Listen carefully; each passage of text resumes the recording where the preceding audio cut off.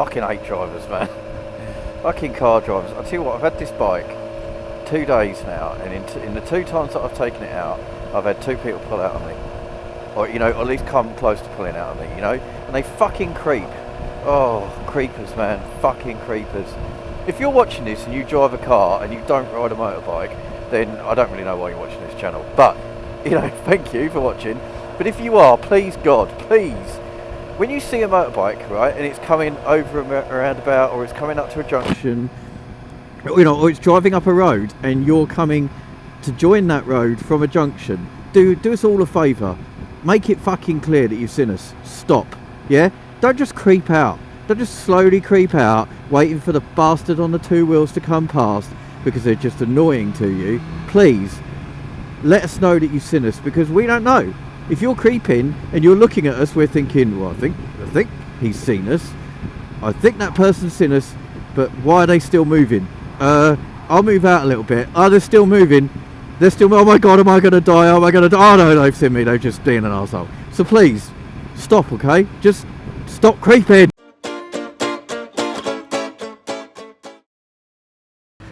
Good morning, YouTube, and welcome once again to the Countmouth channel. I wish it was a dry day, I really do. This is the first ride out on the S1000XR 2017 model. This is brand new, and the tyres are still being running. It's the first ride since my crash, so I'm nervous. I have to say, this is exactly the conditions I was out in when I had my crash. So I am a little nervous. I didn't think I would be, considering the day that I picked up the bike. I wasn't nervous at all, but I think I've kind of had the morning to think about it, and now I'm fucking nervous. But you know, I'm just going to take it easy.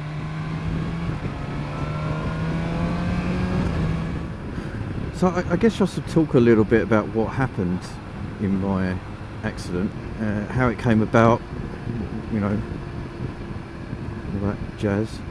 Well, I was out on a day very much like today, and I was heading over towards kind of Reading, Oxfordshire way for my mock advanced rider test.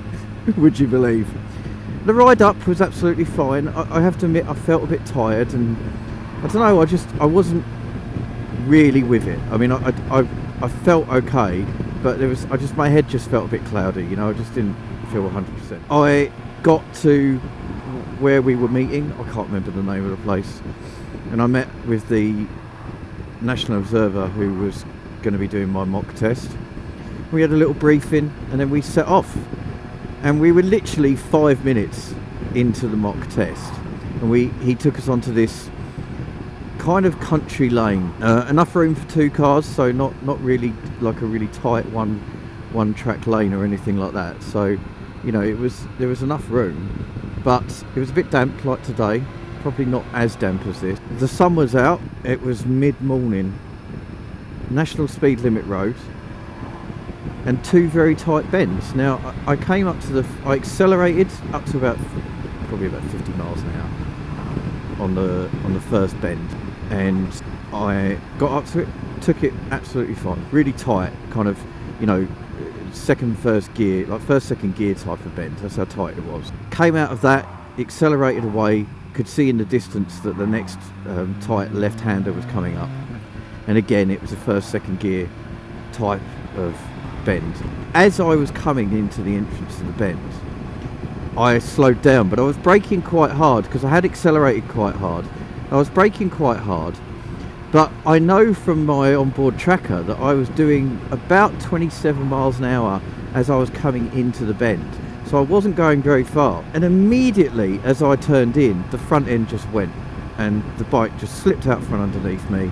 I ended up on my back sliding across the road. The bike ended up sliding across the bend into the side of an oncoming fucking car, and hit the driver's side door. Now that's about as I don't really remember a lot about it. That's about as much as I remember. Next thing was, you know, I was absolutely fine. I stood up, had no problems whatsoever. I didn't even have any bruises. There's actually no scratch marks on any of my kit, which was incredible. Even the rucksack that I ended up kind of sliding on, my Krieger rucksack's got no fucking scratch marks on it either. So, I mean, that's all pretty fucking impressive, to be honest. I stood up, had a chat with the driver. He'd only had his car a week, so he was properly gutted. I'd only had my bike 6 months. And that was that, really. That was it. It was pretty uneventful.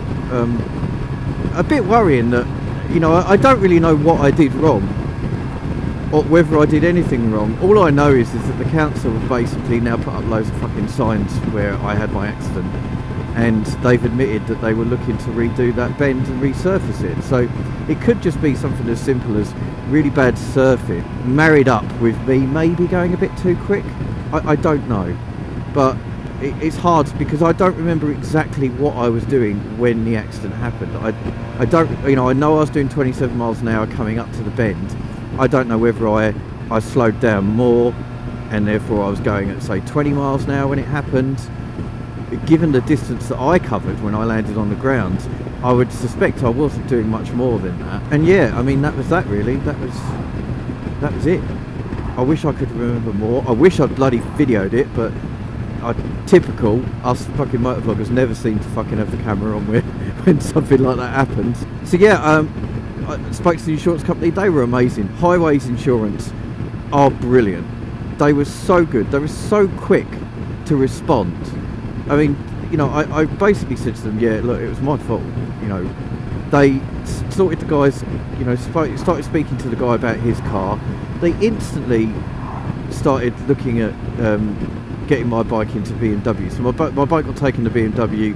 BMW looked at it and went, well, it's going to cost £9,500 to fix, and that was because the subframe and the mainframe had both bent, which I was like, really?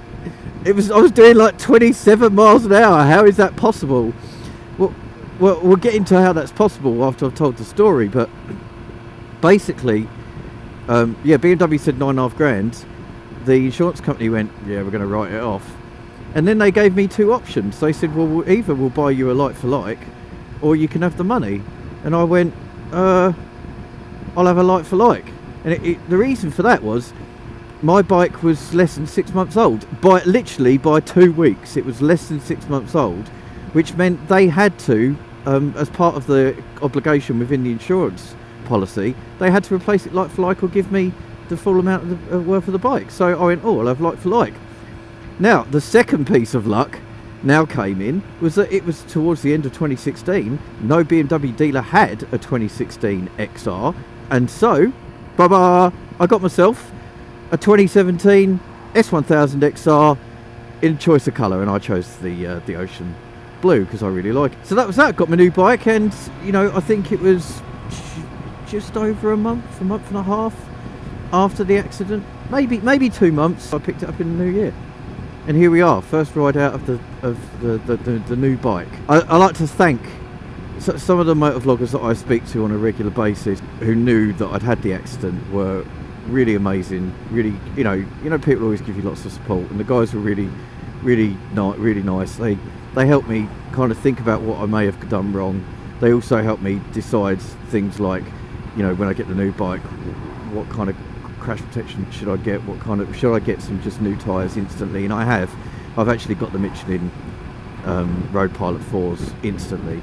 I just thought, just for, you know, my own sanity, just to make me feel better about the whole thing. So anyway, back to the bending of the frame. How did it happen? Well, I put some RNG, and when I say I mean BMW, put some RNG crash bungs on my last S1000 XR, and they did their job in the respect of they protected all the fairing, and when they hit the ground, they basically properly bent, and they're connected directly to the frame.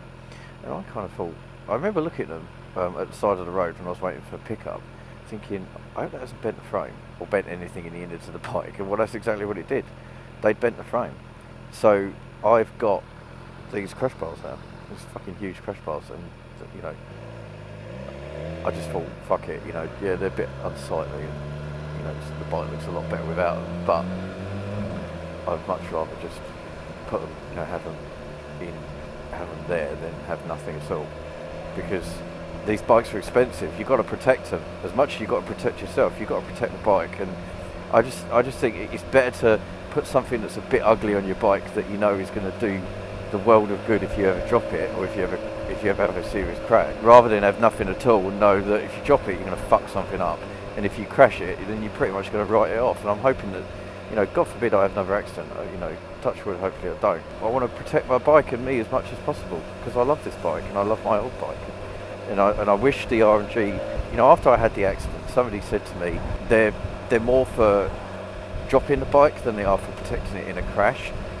And I kind of get that now, I do kind of get that, but still, I think that should be a bit more obvious when you buy them, you know, because if I'd known that actually that the kind of thing they do is potentially bend the fucking frame when you have a crash, I wouldn't have bought them. I would have just gone for crash bars, and maybe I wouldn't have got maybe I wouldn't have had this new bike, but at least maybe I would have had my bike back, you know, the bike that I'd shared some experiences on. And you know, you get to love your bike, you know, the last thing you want to do is see it fucking damaged. So anyway, that's the story, guys. Good to be back on the bike. I hope you guys are all well. So that was just a really quick check-in, guys, just to let you know what the fuck's been going on.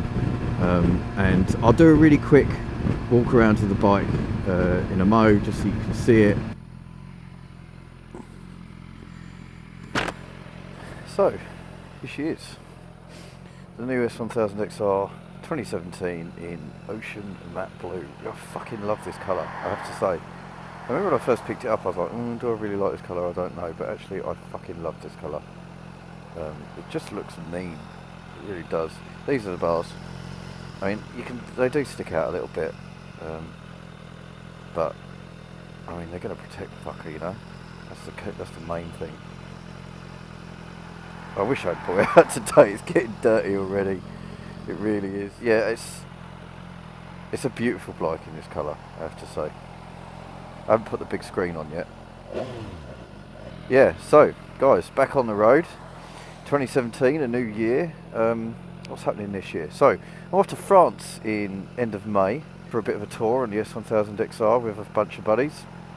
So that should be really good. 4-day trip, which should be great. And there'll be another smoky, miffed, cheesy bonanza somewhere. I think we're thinking the Peak District.